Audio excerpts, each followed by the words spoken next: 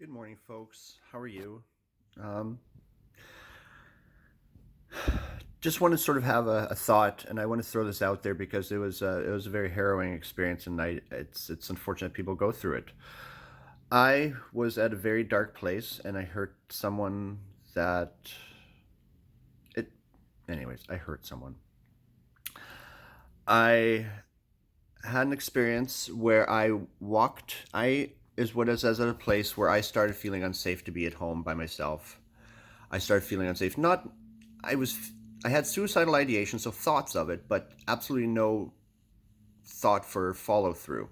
So that's where the line gets drawn, and I didn't want to. It sure felt like I did though, because there were things happening and insecurities. There's just a lot from all sorts of angles weighing in on the situation. It wasn't just one thing.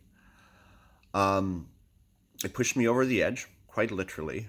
I went to VGH on the Saturday morning, and I waited in the taken room for about 2 hours, and then I had about an hour and a half of a interview, and they deemed that they couldn't help me. Here's a number for a psychiatrist. Please leave. And I was already starting to snap at this point because I needed help. I really needed help. I was sobbing uncontrollably everywhere, and like, it wasn't because of any one particular thought. It's just like I had no control over myself anymore at this point in time. And so when they told me that, I left. I kicked over a bunch of signs and garbage cans and let out this big Hulk scream, like, ah! Scared a few people, walked towards the nearest liquor store, walked all the way down Broadway to Burrard Bridge, walked across, up, down through down through along the seawall, walked up Davie, walked through Nelson Park, saw someone. Um, the interaction didn't go so well. I threw my empty liquor bottle, let out another huge Hulk scream, walked across the street to St. Paul's, see if I could bum a smoke. Then I walked across the street again to a friend's place of mine, tried to see if I could get buzzed in, and I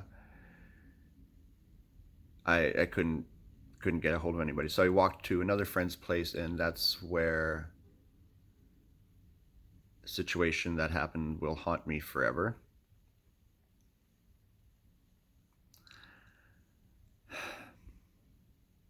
By the time I hit that point, I was drunk, which is an excuse, but it definitely added to it. I I was drunk. I had completely snapped at this point in time, and after this incident, I got home, left a message for two people, to the friends involved. That was pure gibberish. I couldn't even understand what the fuck I was trying to say. I called 911. The police came by. The police and the ambulance came by because I said I was, it might be a threat to myself. So the police came by as well, which is never a help in these situations. So they asked me if I could come down. I went down, sat in front of my elevators, which was indoors, and people was walking by, and I asked, can we please move to a different spot? They're like, we gotta wait for ambulance. I'm like, the ambulance is probably here. Why did you call police anyways? I'm like, I didn't. It's standard protocol. Oh, well, maybe we should go check if the ambulance is here. I'm like, yeah, no shit. So I was left there like rocking back and forth, crying and sobbing and shaking.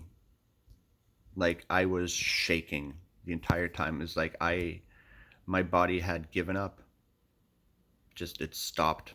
My body and brain had snapped completely at this point. Like I was on the other side of it, and I was like, my entire system was just raging, like with energy, and it was. I don't want to ever feel that again, and definitely because of something I did.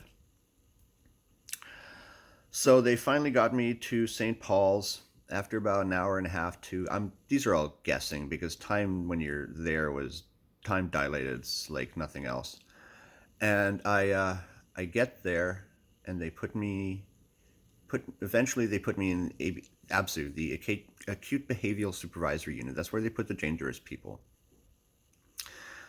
They gave me a couple blankets. I grabbed a blanket and I held onto it in fetal position like this, just rocking for hours and hours and hours. And they gave me something to calm me down. And when I woke up the next morning, They asked me a few questions and came back a few minutes later with like 5 security guards going like, hey, so we can't help you. Here's the number for a psychiatrist. Call them sometime during the week and hopefully everything gets better. I didn't get help. I asked for it and I didn't get help.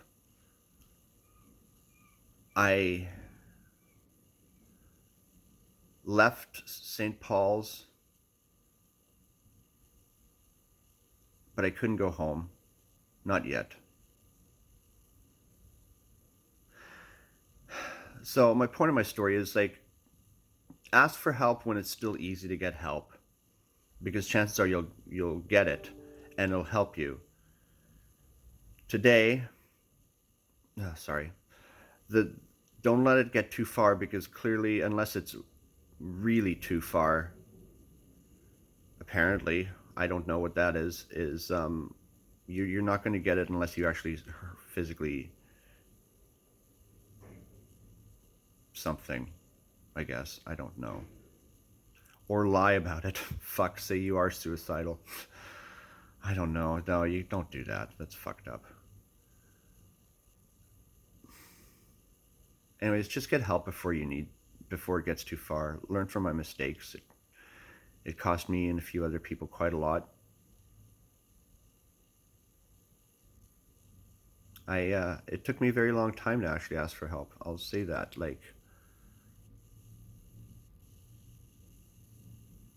I'm scared of change. Once I find a routine, I kind of settle into it and let my guard down. And I hope to God it stays the same. That's why, in a fucked up kind of way, jail was really good for me. It reminded me of that. I also had a very bad experience with Prozac when I was younger, which actually made me suicidal, and I almost jumped off the bridge of one of the school buildings, and they had told me to stay on it, and I'm like, fuck no. So I weaned myself off it once that happened. So I had a very long, almost 25 years of where I was just like frightened to death of my of medication. So I certainly didn't want any, because I didn't want those thoughts in my head. And that hasn't happened. I'm very happy to say that hasn't happened with the meds I'm on now. They've helped. You can't, meds don't help you process anything, but it gives you the space to try, which is nice. Anyways, folks, I apologize to any of you that I may have put in a precarious situation. I apologize to anybody that had to witness any of it or be around for any of it. It's not something I'm proud of, and has become one of this situation is my biggest regret in life on so many levels. But hey, you make your choices and you gotta live with them. Just hope that everybody can learn from them when they do make choices that don't always go well, because the pain needs to be for something. Pain needs to mean something. It all needs to mean something.